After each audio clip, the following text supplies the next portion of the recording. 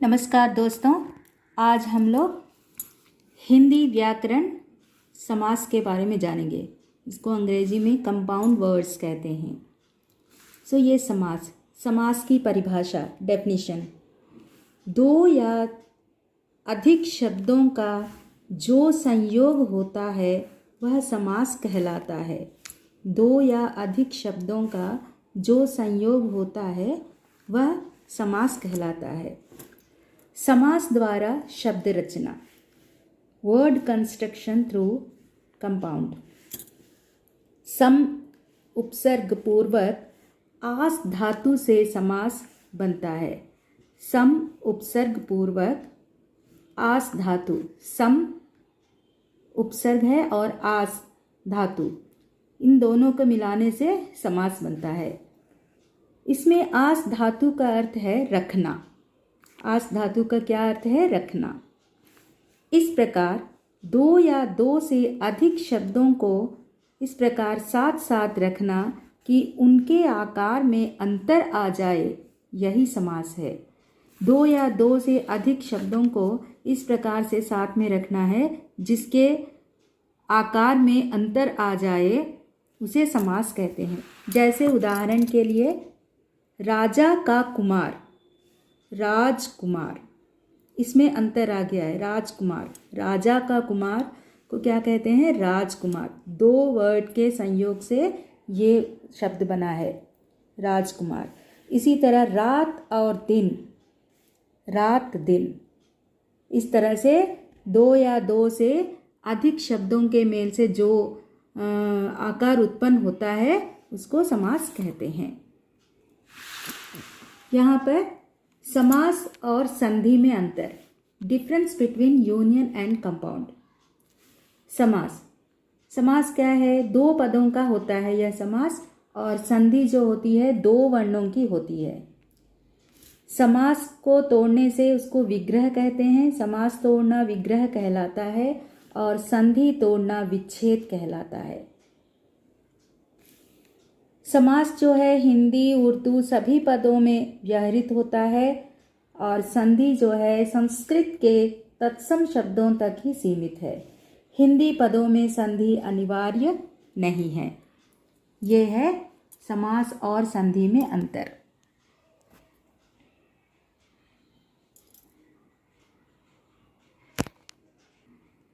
समास के भेद, काइंड्स ऑफ कंपाउंड वर्ड्स। पहला है अव्ययी भाव समास। इस समास में पूर्व पद प्रधान होता है, पूर्व पद प्रधान समास भी कहते हैं, और जिस समास में पहला पद अव्ययी हो उसे अव्ययी भाव समास कहते हैं। इस प्रक्रिया से बना समस्त पद भी अव्यय की भांति कार्य करता है। अव्यय की भांति कार्य करता है, जैसे प्रतिदिन। फिर से एक बार, अव्ययी भाव समास पूर्व पद समास भी कहते हैं। जिस समास में पहला पद अव्ययी हो उसे अव्ययी भाव समास कहते हैं। इस प्रक्रिया से बना समस्त पद भी अव्यय की भांति कार्य करता है, जैसे प्रतिदिन। प्रतिदिन में प्रति जो है अव्ययी है। इसमें प्रतिदिन समस्त पद अव्यय की तरह होता है। तत्पुरुष, उत्तर पद प्रधान तथा पूर्व पद गौण होता है। इसमें उत्तर पद प्रधान तथा पूर्व पद गौण होता है। इसमें उत्तर पद जो है विशेष बोलते हैं, पूर्व पद जो है विशेषण। जैसे रसोई घर, रसोई घर एग्जाम्पल के लिए, इसमें उत्तर पद जो है घर जो है विशेष हुआ है और पूर्व पद जो है विशेषण। जैसे कि यहाँ पर रसोई के लिए घर, रसोई के लिए विशेषण हो गया यहाँ पर, और घर जो है विशेष हुआ है। तत्पुरुष समास के भेद, कर्म तत्पुरुष, कर्म इसका विभक्ति चिन्ह जो है को, बहुत ही इंपॉर्टेंट है ये। कर्म तत्पुरुष, इसके बारे में जानेंगे। पूर्व पद में कर्म कारक की विभक्ति का लोप, जहाँ कर्म लोप वहाँ कर्म तत्पुरुष होता है। पूर्व पद में कर्म कारक की विभक्ति यानी को विभक्ति चिन्ह जो है, कर्म कारक की विभक्ति चिन्ह जो है को, इसका लोप हो जाता है तो वहाँ पर कर्म तत्पुरुष होता है। पूर्व पद में ही इसका लोप होता है। जैसे मरणासन्न, मरण को पहुँचा हुआ, यहाँ को विभक्ति चिन्ह का जो है लोप हो गया है, मतलब ये दिखाई नहीं देता है। यश प्राप्त, यश को प्राप्त, ये को विभक्ति चिन्ह जो है, कर्म का विभक्ति चिन्ह क्या है को, तो इसमें को का जो है लोप हो गया है, इसको कर्म तत्पुरुष कहते हैं। इसी तरह करण तत्पुरुष, इसका विभक्ति चिन्ह है से। पूर्व पद में करण कारक की विभक्ति का लोप होता है, विभक्ति चिन्ह का लोप हो जाता है, यानी से का लोप हो जाता है, उसे करण तत्पुरुष कहते हैं। जैसे अकाल पीड़ित, अकाल से पीड़ित, यहाँ पर से का लोप हो गया है। गुण युक्त, गुण से युक्त, यहाँ पर से का लोप हो गया है।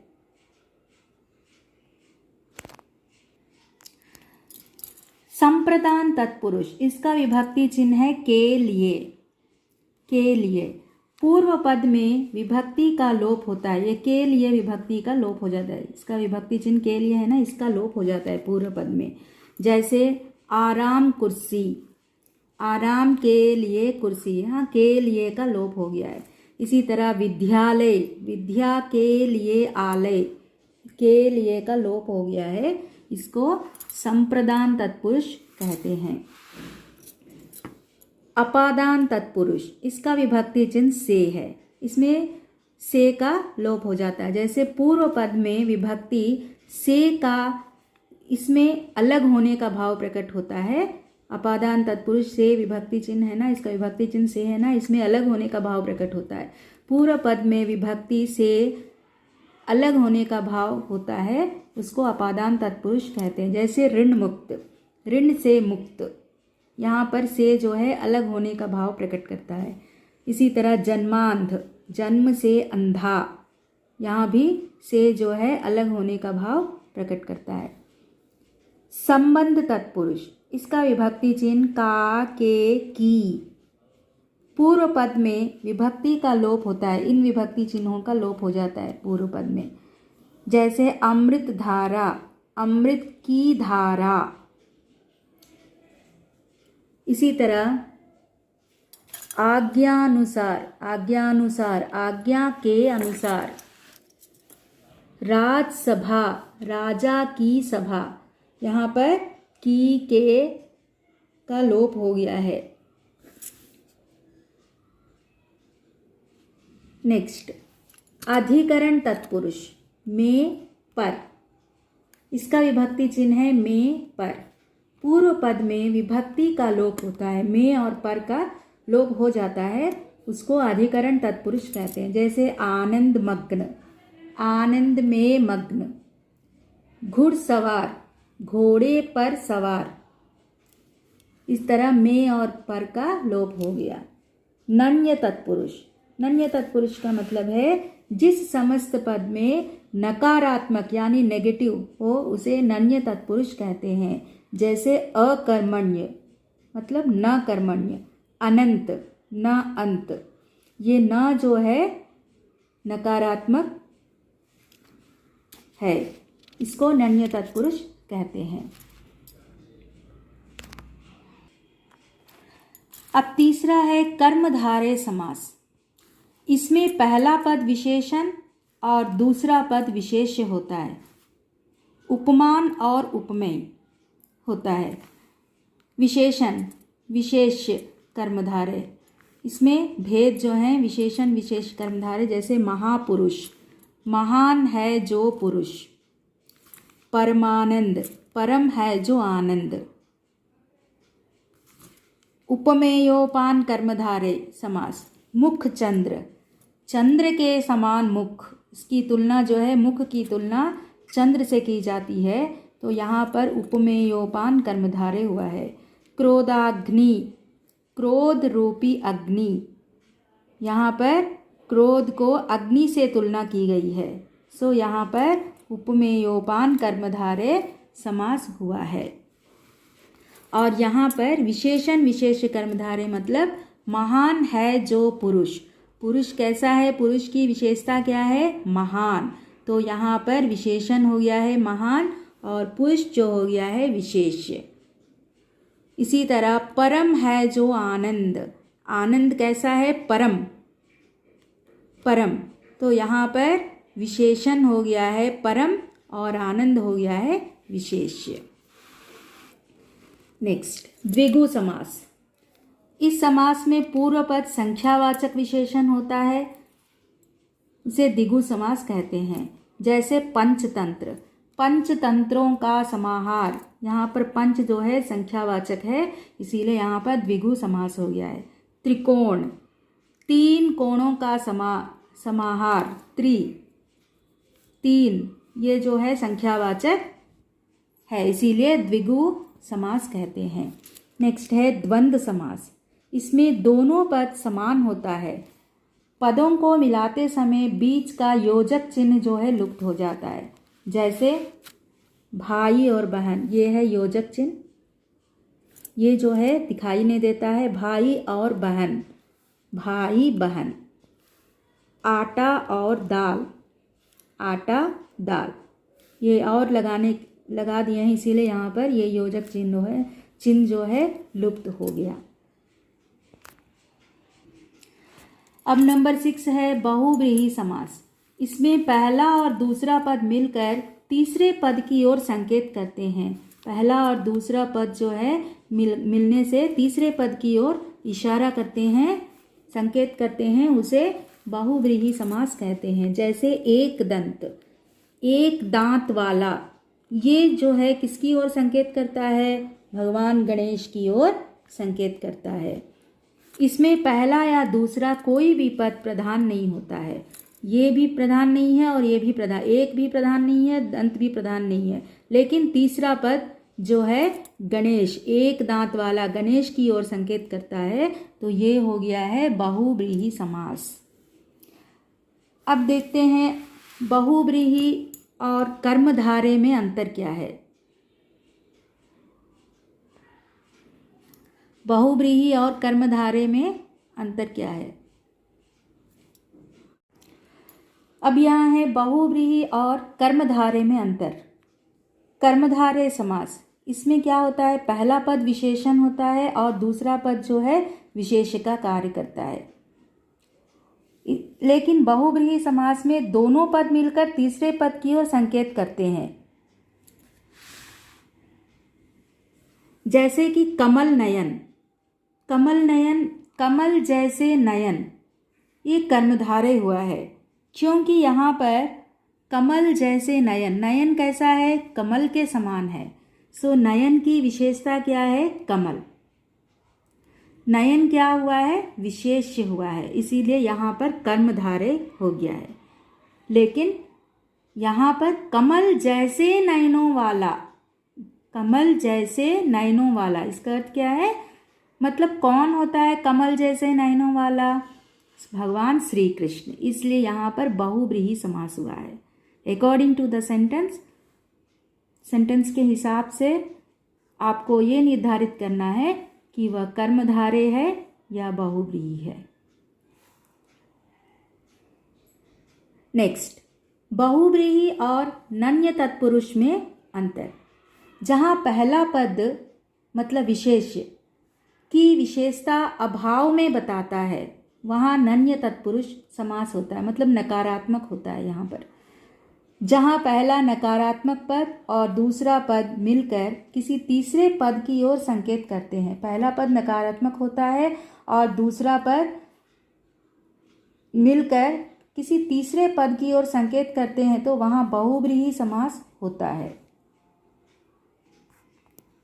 जैसे अनादि, न आदि कर्मधारय, नहीं है आदि जिसका, अर्थात ईश्वर, बहुव्रीहि समास, इसको बहुव्रीहि समास कहते हैं। नेक्स्ट, बहुव्रीहि और द्विगु में अंतर। जहाँ पहला पद विशेष्य होता है और विशेषण की संख्या में बताता है। पहला पद विशेष्य की विशेषता संख्या में बताता है, उसे द्विगु समास कहते हैं। जहाँ संख्यावाची पहला पद और दूसरा पद मिलकर किसी तीसरे पद की ओर संकेत करते हैं, वहाँ बहुव्रीहि समास होता है। जैसे दशकंध, दस कंधे कर्मधारय समास। 10 कंधों वाला कौन है? रावण, द्विगु समास। ये है आज की वीडियो समास, जो बहुत ही क्लियर और डिटेल्ड में बताई हूँ। आप ध्यान से सुन सकते हैं। Thank you. अब यहाँ है बहुव्रीहि और कर्मधारय में अंतर। कर्मधारय समास, इसमें क्या होता है? पहला पद विशेषण होता है और दूसरा पद जो है विशेष्य का कार्य करता है। लेकिन बहुव्रीहि समास में दोनों पद मिलकर तीसरे पद की ओर संकेत करते हैं। जैसे कि कमल नयन, कमल नयन, कमल जैसे नयन, ये कर्मधारय हुआ है, क्योंकि यहाँ पर कमल जैसे नयन, नयन कैसा है? कमल के समान है। सो नयन की विशेषता क्या है? कमल। नयन क्या हुआ है? विशेष्य हुआ है, इसीलिए यहाँ पर कर्मधारय हो गया है। लेकिन यहाँ पर कमल जैसे नयनों वाला, कमल जैसे नयनों वाला, इसका अर्थ क्या है? मतलब कौन होता है कमल जैसे नयनों वाला? भगवान श्री कृष्ण। इसलिए यहाँ पर बहुव्रीहि समास हुआ है। According to the sentence, sentence के हिसाब से आपको ये निर्धारित करना है कि वह कर्मधारय है या बहुव्रीहि है। नेक्स्ट, बहुव्रीहि और नन्य तत्पुरुष में अंतर। जहाँ पहला पद मतलब विशेष्य की विशेषता अभाव में बताता है, वहाँ नन्य तत्पुरुष समास होता है, मतलब नकारात्मक होता है। यहाँ पर जहाँ पहला नकारात्मक पद और दूसरा पद मिलकर किसी तीसरे पद की ओर संकेत करते हैं। पहला पद नकारात्मक होता है और दूसरा पद मिलकर किसी तीसरे पद की ओर संकेत करते हैं, तो वहाँ बहुव्रीहि समास होता है। जैसे अनादि, न आदि कर्मधारय, नहीं है आदि जिसका, अर्थात ईश्वर, बहुव्रीहि समास, इसको बहुव्रीहि समास कहते हैं। नेक्स्ट, बहुव्रीहि और द्विगु में अंतर। जहाँ पहला पद विशेष्य होता है और विशेषण की संख्या में बताता है। पहला पद विशेष्य की विशेषता संख्या में बताता है, उसे द्विगु समास कहते हैं। जहाँ संख्यावाची पहला पद और दूसरा पद मिलकर किसी तीसरे पद की ओर संकेत करते हैं, वहाँ बहुव्रीहि समास होता है। जैसे दशकंध, 10 कंधे कर्मधारय समास। 10 कंधों वाला कौन है? रावण, द्विगु समास। ये है आज की वीडियो समास, जो बहुत ही क्लियर और डिटेल्ड में बताई हूँ। आप ध्यान से सुन सकते हैं। Thank you.